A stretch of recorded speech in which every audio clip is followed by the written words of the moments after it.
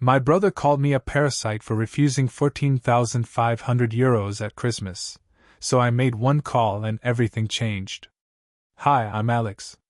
I'm 34, and 3 days before Christmas, I got called a parasite with a spreadsheet by my little brother after I refused to wire him €14,500. Yeah, that happened. It was supposed to be a quiet evening at my parents' house outside Vienna. Snow on the roof. Christmas music humming from the kitchen speaker. I had brought nice gifts, custom cufflinks for Dad, a silk wrap for Mom, and for my brother Max, a leather briefcase he said he liked 6 months ago but never bought. I also brought my laptop because I had a few year-end reports to review before the markets closed. I'm a financial risk analyst. I love my job. It's mostly math, logic, and forecasting, things that don't scream at you when they're losing money. I was sipping peppermint tea at the dining table, casually double-checking a report, when Max plopped down beside me with a face that said, "I'm about to ask for something expensive." "Bro," he began. "I need a short-term bridge." That's Max speak for. "Bail me out again."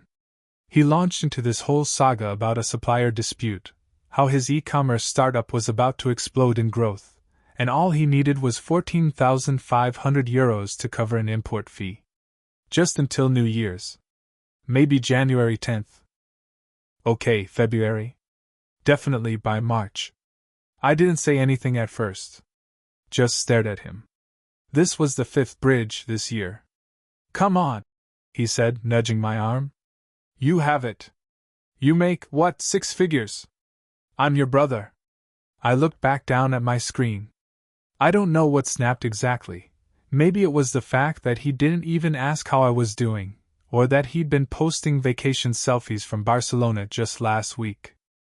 Or maybe it was the quiet understanding that in our family, Max was the genius, the golden one, and I was the dependable calculator with legs. I said, "No." Just one word. He blinked. "No? What do you mean, no?" I repeated it. "Calm. Quiet. Certain." He exploded. "You wouldn't have your precious career if I hadn't introduced you to crypto in 2017. Don't forget who started the chain." I couldn't help it. I laughed. That's when he slapped my laptop shut with both hands and hissed, "You're nothing without your money. You think spreadsheets make you better than me?" Mom peeked in, saw the tension, and asked what was going on. Max said, "Alex won't help. He's sitting on cash while his own brother's company is about to drown. €14,500. That's all I asked?" Mom just looked disappointed. "Alex, it's Christmas," Dad added from the hallway. "Maybe come back when you remember what family means." And I smiled. Just smiled. Then said, "I need to make one call." I stepped into the hallway and dialed my advisor. "It's time," I said. "Trigger the firewall." The call lasted 30 seconds. By the time I stepped back into the living room, Max was already pouring himself another drink like nothing had happened. He flashed me that smug, influencer grin, the kind that says, "You'll fold. You always do." I didn't fold. Instead, I gathered my things, laptop, bag, scarf, coat, left the gifts under the tree, and walked out into the cold December night without another word. Outside, I sat in my car, letting the heat crank up while I stared through the windshield at the house that raised me. Max had already gone back to performing, no doubt charming Aunt Liesel with some wild story about negotiating with an Italian investor. Mom would be laughing politely. Dad would be bragging about Max's vision. I'd be the villain. Again. But this time, the villain had done his homework. For the past 4 months, I had been preparing for exactly this moment. Not because I wanted to ruin Max's life. I didn't. I wanted to protect my own. After his 4th bailout this year, the one that was absolutely the last one, promise, I started pulling documents. My lawyer helped me identify every agreement I co-signed. My financial advisor set up exit clauses and triggers for each. My bank gave me a dedicated line just for authorization calls. I had stopped being Max's silent backer and started building an off switch. That call I made in the hallway? It set it all in motion. The silent demolition. At 9:34 p.m., Max's business line of credit froze. The €20,000 buffer he relied on for bulk orders? Gone. Guarantor withdrawn. The bank flagged the account as high risk and suspended all outgoing transactions. At 9:46 p.m., his company credit card declined. Twice. The system automatically revoked cosigner privileges and sent Max a real-time fraud alert. I know, because I get them too. At 10:02, his business landlord received a notification, lease guarantee revoked, effective immediately. Any future defaults would trigger eviction protocols. I had signed that lease 2 years ago when Max's credit was a 580 and no one else would touch him. At 10:19, his Tesla subscription payment bounced. That one I co-signed for. Just to help him look the part. During investor meetings. At 10:30 he called me. I didn't answer. He called again. And again. At 10:38 I got a text. What the hell did you do? I replied. You said I'm nothing without my money. So I'm removing it from your life completely. Then I muted the conversation and turned off my phone. It was quiet in my apartment when I got home. The kind of quiet that used to make me feel small. That night, it felt like freedom. I made tea. I opened my laptop. And I watched as every system I had put in place over the last few months activated one by one, clean, legal, final. Max wasn't just losing money. He was about to find out what it meant to stand on his own. At 7:12 the next morning, my phone lit up like a Christmas tree. Max had called 6 times overnight. My parents called 3 times between 6:30 and 7 o'clock. By the time I sat down with my coffee, I had 23 unread messages. The last one, from Max, just said, "Call me. Emergency." I didn't. Instead, I opened my email and checked the tracking alerts my advisor had set up. Max's business account had officially been flagged for review by the bank. The freeze was complete. His automated vendor payments were all returned. I took a long sip of coffee. At 9:08 a.m., he sent another message. You can't just pull everything. That's financial sabotage. I replied. No. It's called being done. At 10:15 a.m., my mom showed up outside my apartment. She rang the buzzer 5 times in 2 minutes, like I was somehow obligated to explain myself. When I finally let her in, she didn't even take her coat off.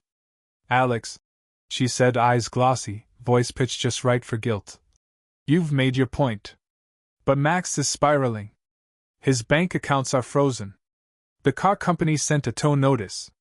His landlord says they're filing for eviction. His company is falling apart. I nodded. I know. She looked stunned. Like I had just confessed to burning down a church. This isn't you, she whispered. You're the responsible one. The helper. That's exactly who I am. Which is why I planned this 6 months ago. Max isn't falling apart because I did something cruel. He's falling apart because I stopped doing something enabling. She blinked, trying to process it. I added, You called me responsible when I was signing checks. Now you're calling me heartless because I stopped. Which one is it? She didn't answer. Just whispered, Christmas is ruined. I almost laughed. It was always about appearances. Max could lie, spend recklessly, blow through thousands, but I was the one ruining Christmas by not handing over a €14,500 lifeline. Before she left, she said something that stuck with me. I just wish you hadn't let it get this far. I said, I didn't. I let it get just far enough. After she left, I sat down and opened the document I had quietly built since summer. An itemized breakdown of everything I'd ever given Max. €19,200 in cash transfers labeled as temporary loans. €34,000 in lease guarantees. €12,500 in credit card payments when he forgot due dates. €38,000 in business lines I backed so he could secure vendors. €11,600 in utilities and tax deposits. And on it went. The final number? €139,800. Not including the emotional cost. Max had called me just the wallet. For so long, he didn't even notice the receipts piling up. But now he'd feel every line item, every bounce payment, every default notice. And I wasn't done yet. By the afternoon of December 23rd, Max was on full damage control. He was texting me hourly, the tone swinging wildly between apology, threats, emotional manipulation, and straight-up desperation. He even dropped this gem. "You're destroying 6 years of hard work because of one disagreement?" I didn't respond. Instead, I emailed my lawyer. Subject: activate full release package. She replied instantly. Understood. Legal notices go out by 5 p.m. By 5:06 p.m., every institution Max owed money to received formal notification. The co-signer had officially withdrawn, and all future liability rested solely on the primary borrower. Max's house? He had 3 missed mortgage payments. I had been silently covering 2 of them through an automated sweep from my emergency fund. Now that was over. His landlord? Given 24 hours' notice that my guarantee was revoked. Their response? A formal payment demand for €7,200 in arrears, or eviction by the new year. His vendors? Most had been operating on delayed payouts with friendly extensions, because I vouched for him personally. I had built those relationships. I sent every one of them an official statement that I was no longer involved. And just to be safe, I included the phrase, "Any attempt to request funds from me going forward will be considered harassment and handled legally." At 6:21 p.m. Max called my office landline. First time in years. My assistant answered. "He's not available," she said. "Can I take a message?" Apparently Max lost it. Called her a gatekeeping robot. Hung up. By 7 p.m., my dad called. And this time, I answered. "You've made your brother homeless," he said, skipping hello entirely. "No," I replied. "He made himself homeless. I just stopped renting him a safety net. You've always been cold, Alex."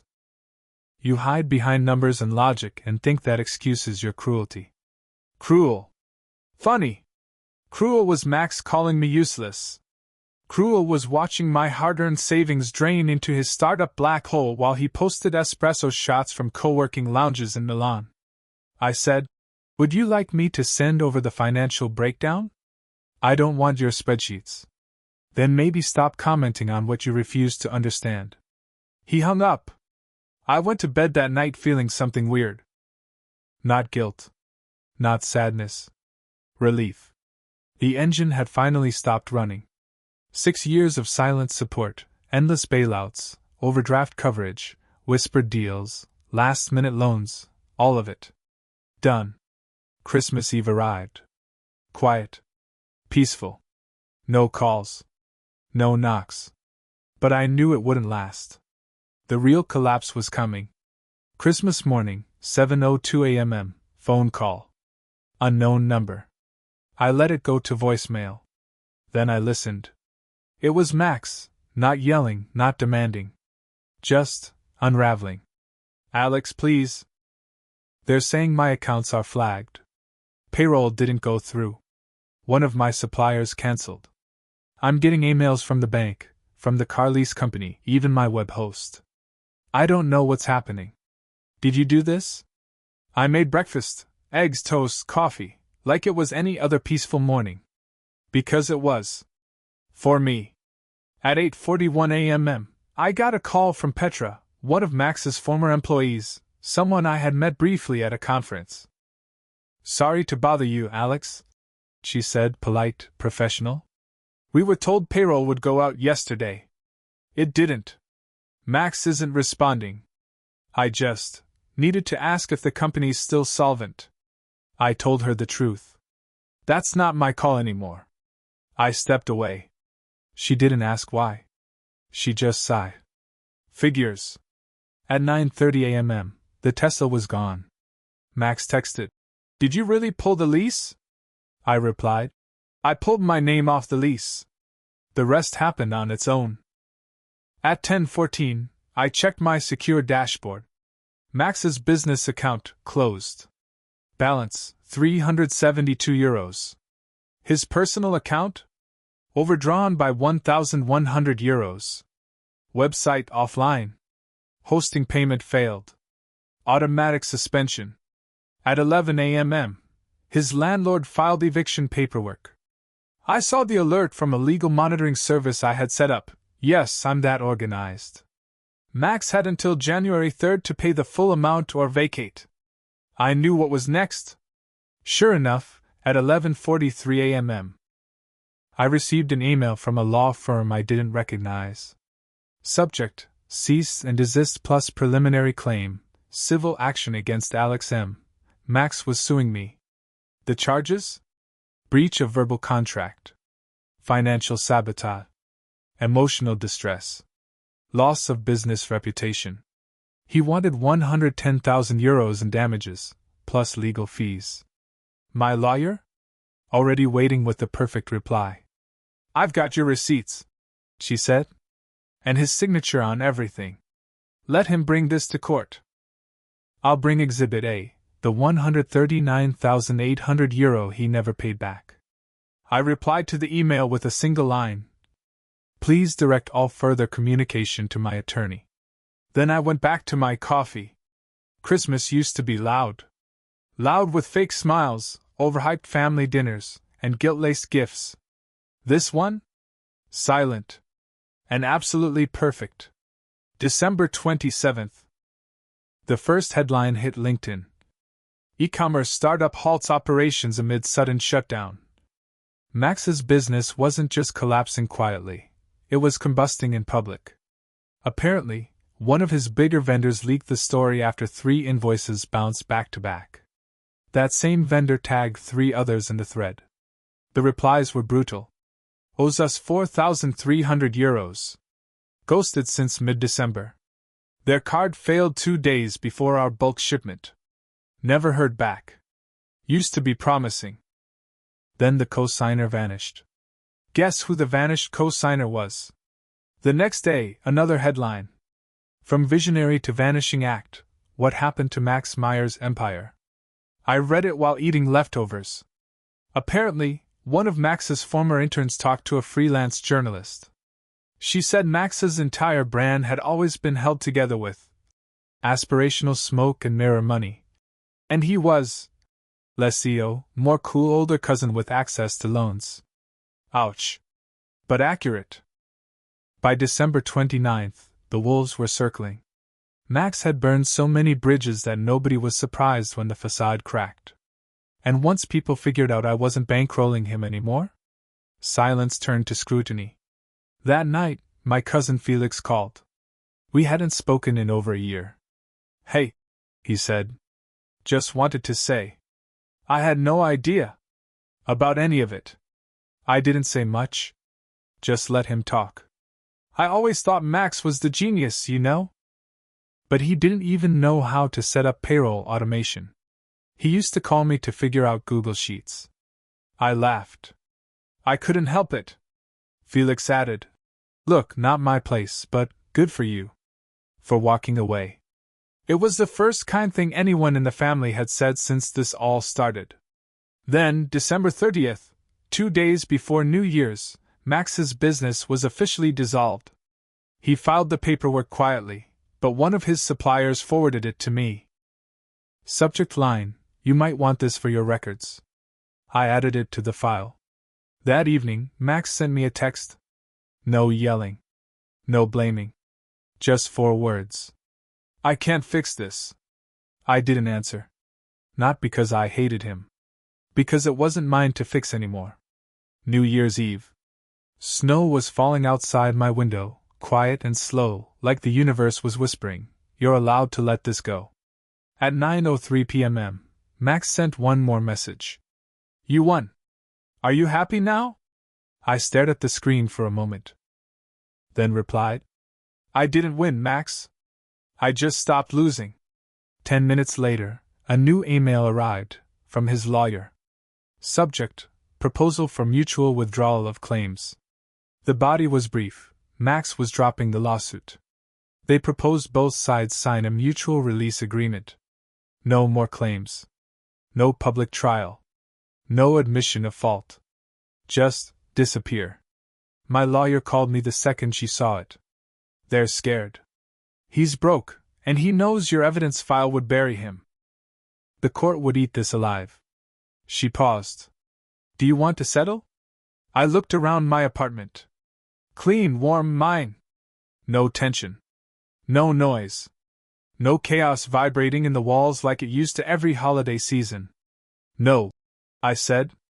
No settlement. No silence. I wanted it public. I wanted every receipt, every co-signed loan, every ignored repayment laid out in front of a judge. I wanted Max to explain, under oath, why he thought €139,800 in bailouts entitled him to call me useless. You sure? My lawyer asked. Yes. Okay, she said. We proceed. Let's put the truth on record. New Year's struck at midnight. Fireworks bloomed over Vienna. People cheered in the street. My neighbors toasted on balconies. Me? I stood on mine, alone, holding a glass of champagne, phone switched off, heart astonishingly steady. For the first time in years, I didn't feel like the problem solver. I didn't feel like the backup plan. I didn't feel like the invisible one holding everything together while everyone else got the applause. I felt like a man standing on solid ground, finally. Not because I burned bridges, but because I finally walked away from one that only ever went one direction. 3 months later, Max dropped the lawsuit completely. No more threats. No more lawyers. Just a quiet, single-page notice from his attorney that said, Client withdraws all claims. Case dismissed with prejudice. Translation? He gave up. He knew he couldn't win.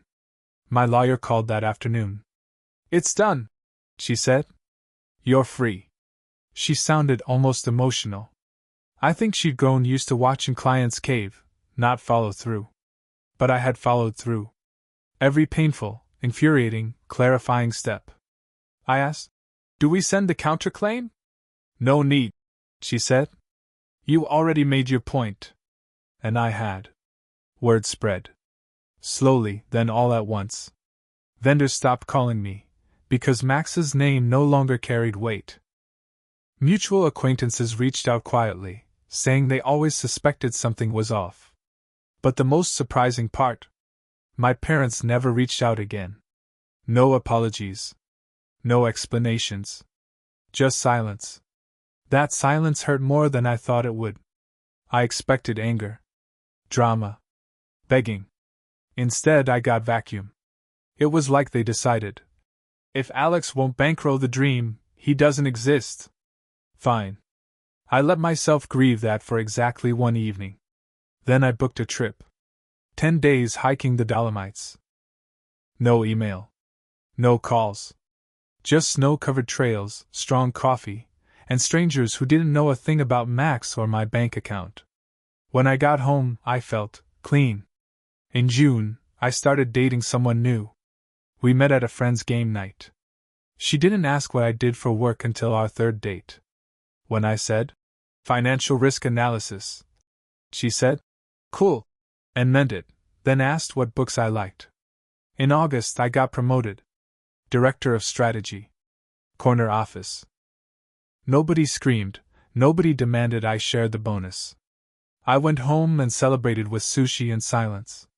In November, I finally did the thing I'd been putting off for years. I closed the last shared account. The one Max didn't know still existed. It had €7, 32 in it. I donated it to a mental health foundation. Felt poetic. And this Christmas Eve? I stayed home. I roasted duck. Watched an old comedy. Unwrapped a single gift, from myself, to myself, a leather-bound notebook. Inside I wrote, You are not just your money. You are not responsible for saving people who refuse to stand. You are allowed to stop.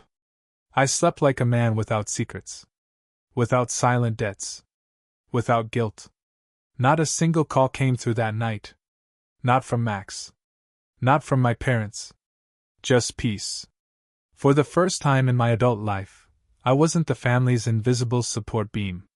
I was just Alex, 35, standing tall on a life I built for myself, and that was finally enough.